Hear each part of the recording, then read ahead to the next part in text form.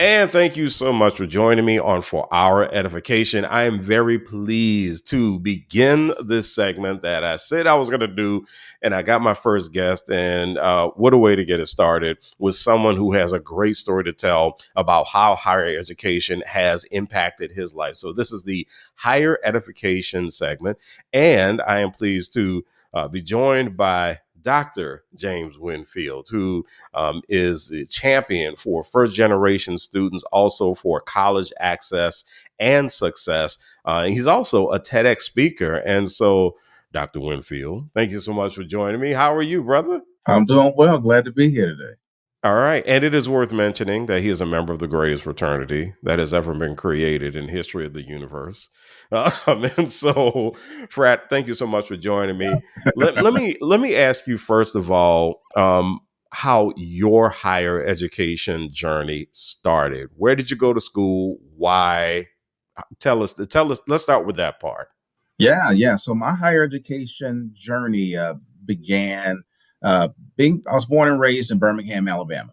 Something that I take a lot of pride in, as it's considered as one of the not considered it is one of the main arteries of the civil rights movement. Mm-hmm. And with that, just seeing the numerous amounts of um, fight and strife and just all of that. Embodied in the movement. I feel like that had a huge influence on me, and then thinking about the different types of pathways and work and trying to uh, be of an impact. Maybe not on on the same stage as like Dr. King or others, but to really be influenced by my community and individuals that were seeking to uplift others. So honestly, I was one of those kids. I was a bookworm. I was very Mm-hmm. much into the arts, and from there, I the just being engaged in higher education wasn't necessarily on the forefront of my mind, but I had others who saw that potential in me. I had teachers who would, you know, pull me or pull my mom aside and say, "Hey, I think James might need to be in this program or this organization," and I would just, go with the flow, and that's kind of been my mo for some time. But it wasn't until my junior year of high school, early in my junior year, my mom asked me this, would seem like a random question, like, "Hey, where are you going to go to college?" She didn't ask me if I was going to college. She asked me where I was going to college. And being of the era that I was raised in, you might be familiar with this. You're going to go to school, you're going to go get a job, or you're going to go to college. Yeah, But in yeah, that, my mom yeah, directly asked me where I was going to go to college. And then with that, I think that planted a seed. yeah. And I remember speaking to her about that recently, and she was saying, I felt like that's the route that was destined for you. That's what I saw for you, not to like force me into it, but she knew that uh, academically and I could, make waves and go into that space. So I just randomly said Auburn University. Being raised in yes, being raised in Alabama, you're born and you pick a side. Yep. I did not pick a side. I was just kind of middle of the road, and I realized I said Auburn University. Then the other questions started to come as far as what do you want to major in? Okay, I want to major in graphic design. And then I thought to myself, maybe I should do my due diligence and look up if Auburn has a graphic design program. Thankfully, they did. Hmm.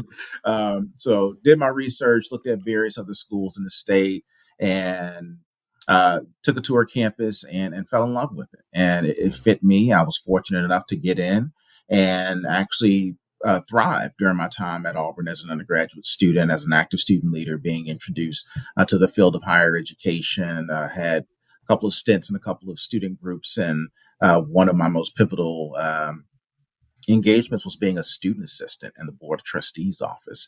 And Oh, with that, I was wow. able to uh, hear a lot and understand appropriate decision making and policy, politics, all of that stuff, and really fuse that with my understanding of student leadership.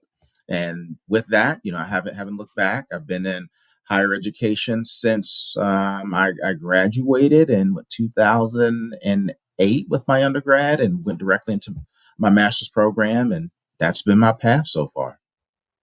What would you say that experience at Auburn did for you?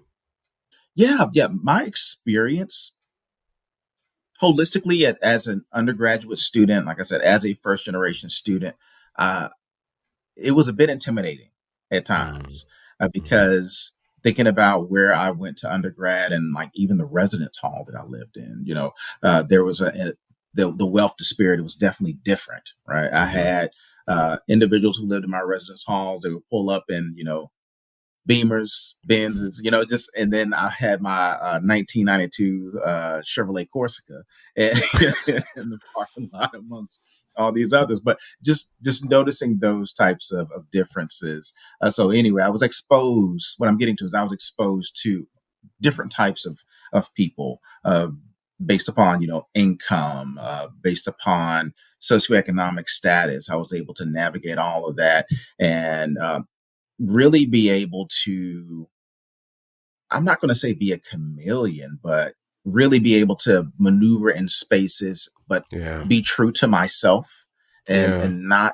uh not stray away from that. Like I would Mhm, go into a space, be myself and be affirmed in that, but also be able to find ways to communicate and develop those common ties with individuals who may at face value seem extremely different than I am.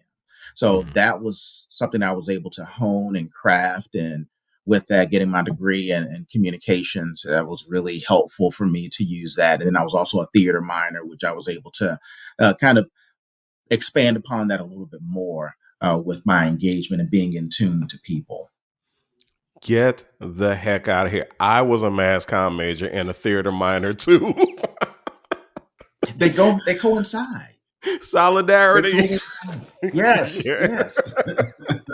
So I want to come back to your being a first gen student. I have worked at several institutions, and something that I have heard people say is, oh, come on, there is no such thing as a first gen student anymore. Not at this juncture that we are in the history of America. So talk about that, being someone who got exposed to that arena, who had no expectations. Because let me say this, James, I was on the opposite end of that. I took college for granted because both of my parents had master's degrees. The next step was for me to go to college. I get in, and I just took the entire thing for, I didn't use resources the way I should have used resources. And so from your end, talk about what it was like to be a first gen and also encountering first gen students in your capacity as a higher education leader. Yeah, yeah. As far as naming being first gen, I didn't get to that point until maybe some point late in my sophomore, maybe early junior year. I had an advisor slash supervisor who worked with the student orientation program that I worked with.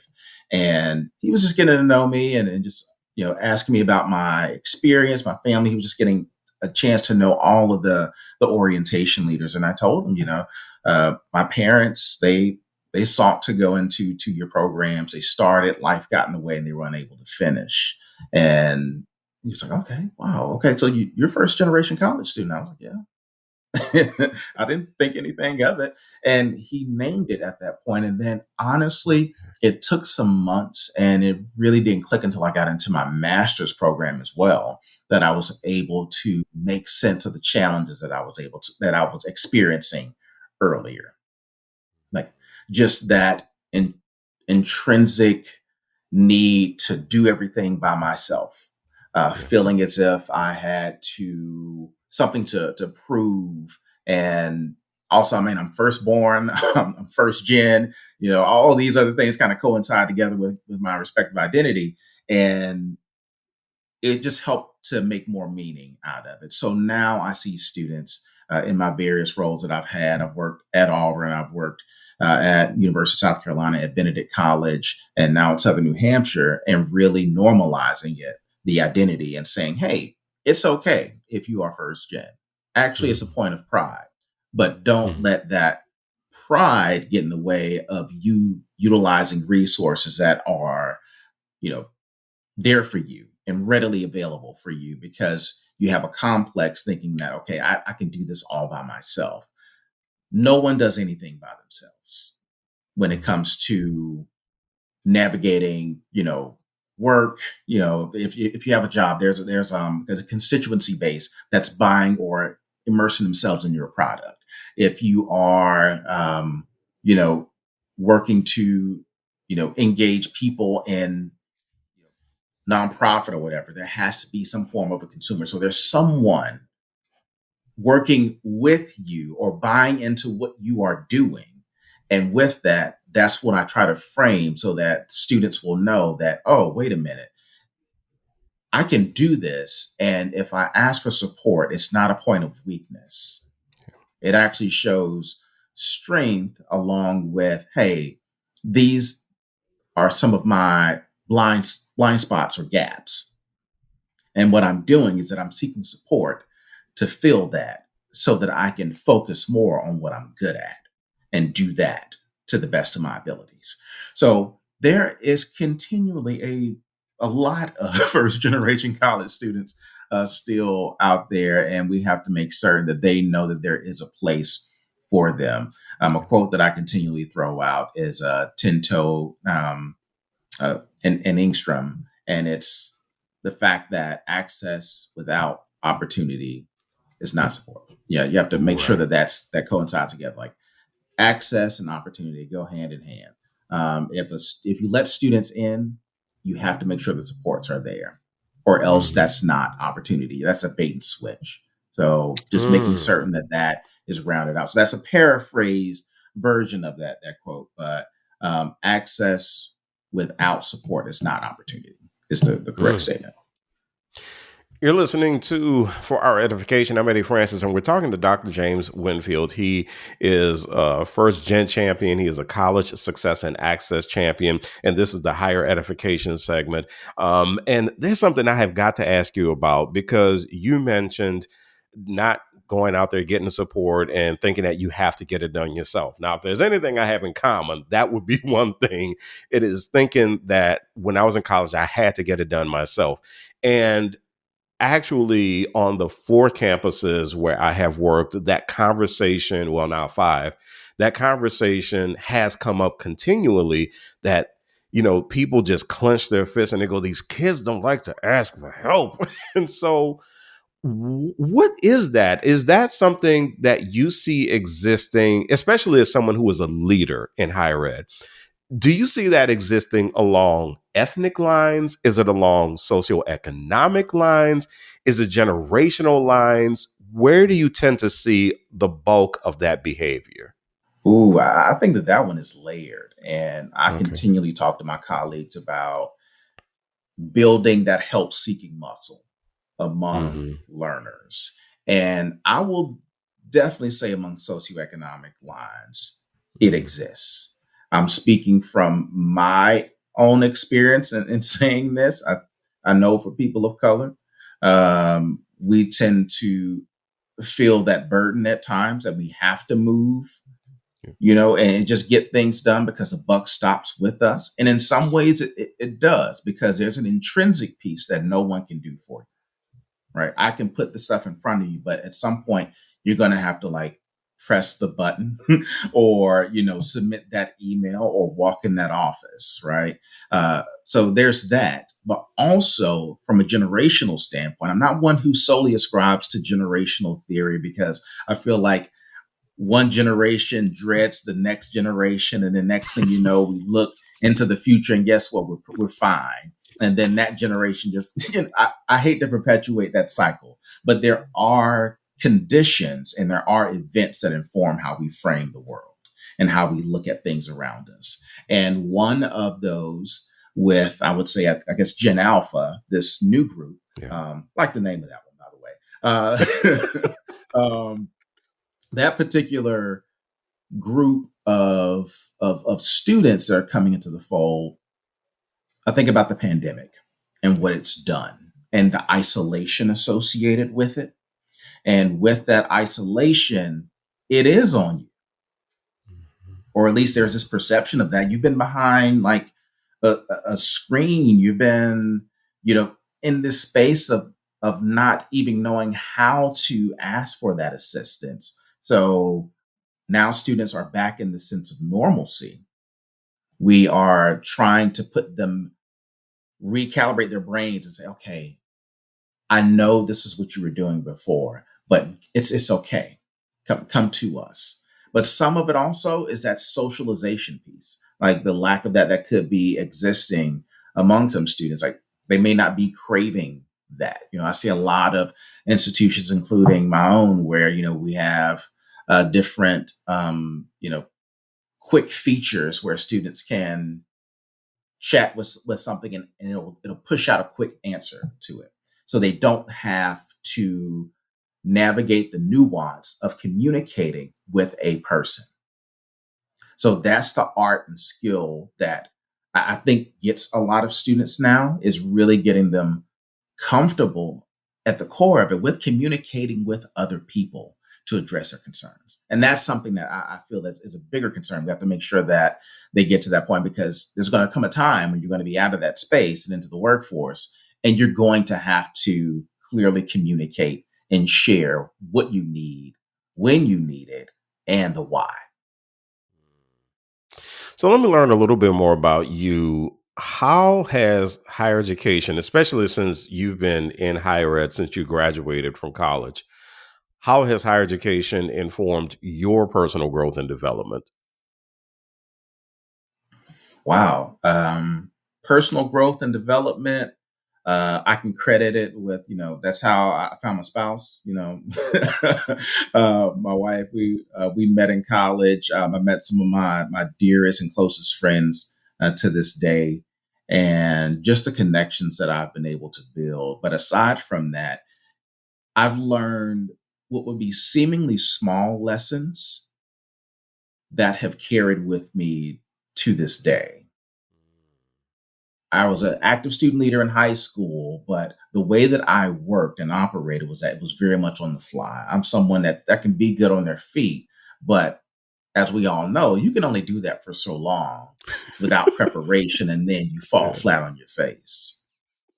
So I learned how to host an effective meeting and how to prepare and not be on the fly with so many things. There's nothing wrong with reviewing a document before. It's um, it's just that level of intentionality, and some of that I think was what I kind of saw coming up among some people, is that, hey, okay, I got to go into this space and I got to get this done. Doesn't matter why or how, but I have to get this done. So being more intentional with my time, I learned that, like I said, how to host a good meeting.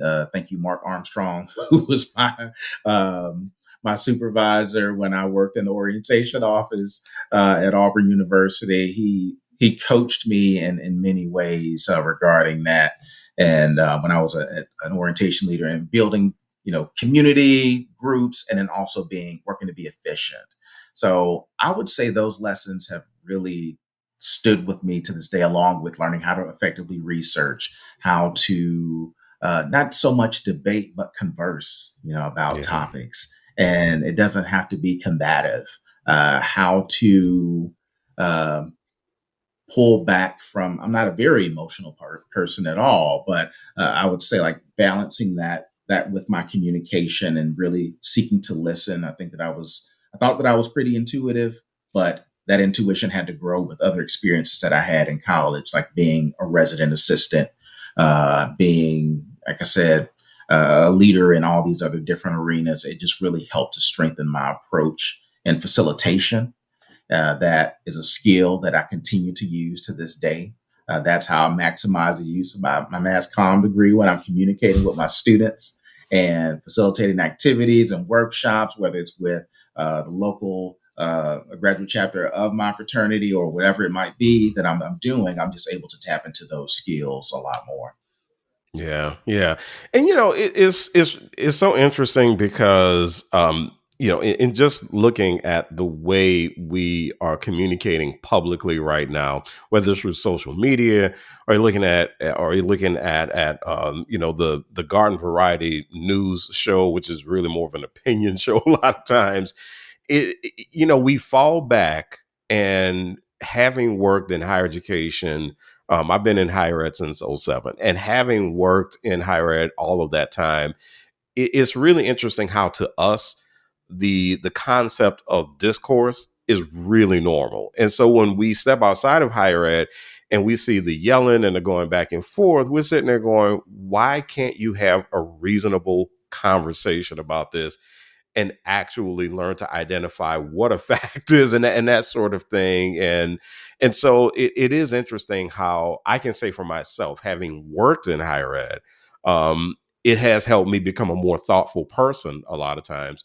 And it's helped me become a lot more careful about what it is that I say publicly, and being able to substantiate claims and that sort of thing. And so that those are some of the most interesting things. So it's interesting that one of the things for you that has really helped you along is this is discourse, among so many other things, and doing things like running a meeting and that sort of thing. So that I find that to be a very interesting part of your story, especially as somebody who didn't think he was going to go to college in the first place.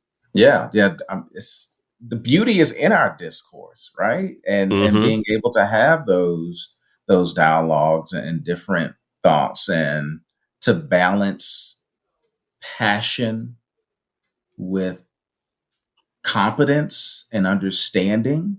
Hmm. All of those fuse together, right? They can all And work together. they Yeah. can all work together. And at times, I think there's this notion that they can't, Right. or You got like to. one is Yeah. more important. I'm passionate about this, but I'm going to make sure you know.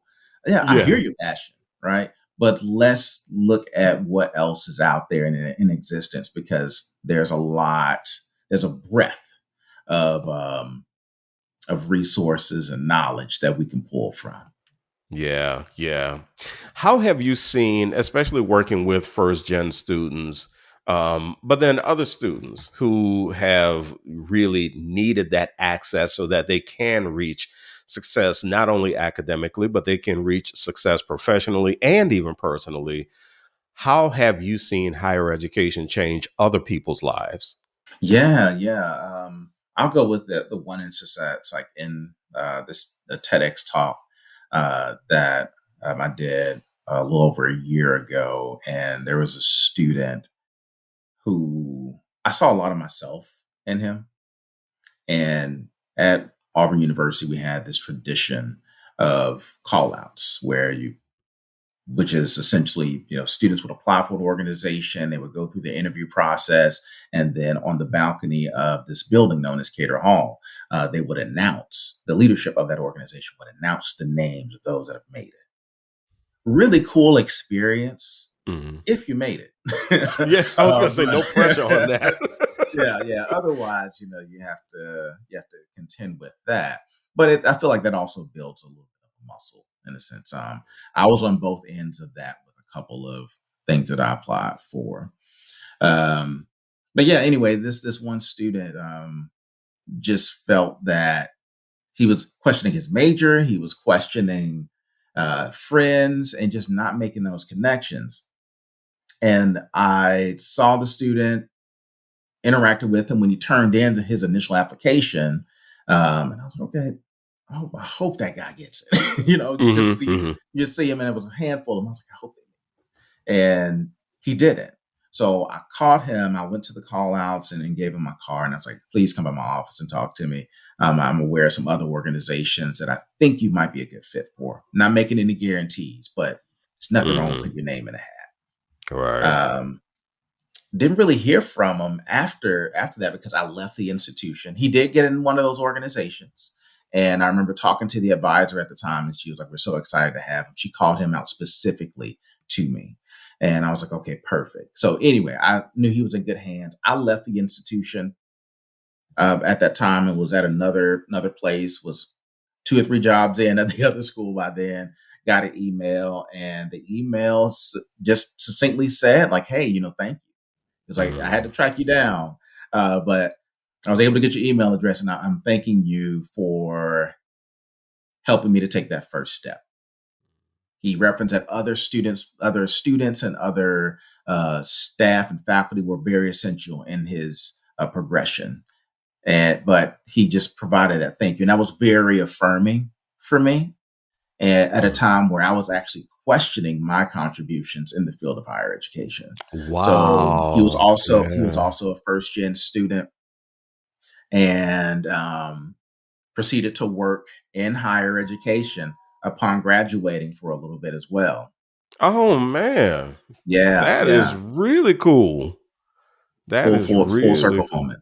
Yeah, man. Yeah. So let me end by asking you about your opinion about something. How do you think colleges and universities can connect better with their communities so that people do understand the roles that campuses play in bettering our lives and then bettering the lives of communities as a whole? This is Dr. James Winfield. This is your world. This is you being the president of XYZ University. How would you like to see that kind of connection happen? First off, I firmly believe in higher education, we have to articulate what we do a little bit Hmm. differently to meet individuals where they are. Sometimes we get caught up in the academic lingo, and we just have to break that down differently.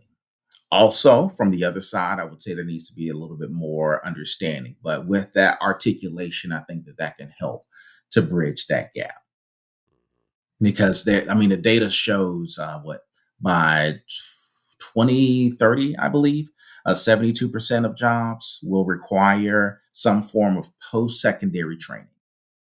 But what I like about that is it says post secondary training. It doesn't say you need a 4 year, then say you need a master's, then say you need a doctorate, post secondary. So that pulls a conversation back into the truest essence of higher education. Mm, That 2 year 2 year credentials, uh, 4 year these certs that you see popping up, and all these other certifications that individuals are taking on. That's what I try to implore upon students is that hey, regardless of what profession you're in, you're going to have to get some kind of training somehow. Right. You're not going to be on an assembly line and not know the safety protocol. yeah. Right. Yep. If you're HVAC certified, there are continual things you have to do. If you get your CDL, still a lot that you're going to have to learn. Right. So the emphasis should be on the learning. And I feel Yeah. that the learning has been occupied by the 4 year degree narrative for some time.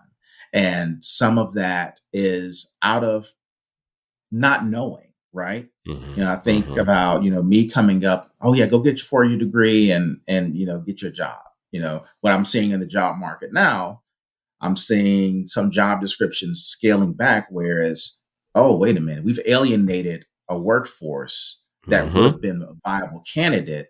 So, with some positions, it may not say you need a master's to enter anymore. It might say bachelor's, some years of experience. It may Okay. not say doctorate anymore. It may say, okay, master's is highly preferred with a couple of years of experience, but you can't have a bachelor's and X amount of experience to get into the job. So Hmm. that's what I see the market shifting into and a better understanding of education. So we have to explain the ROI. Students are coming Hmm. to us wanting to know that return on investment.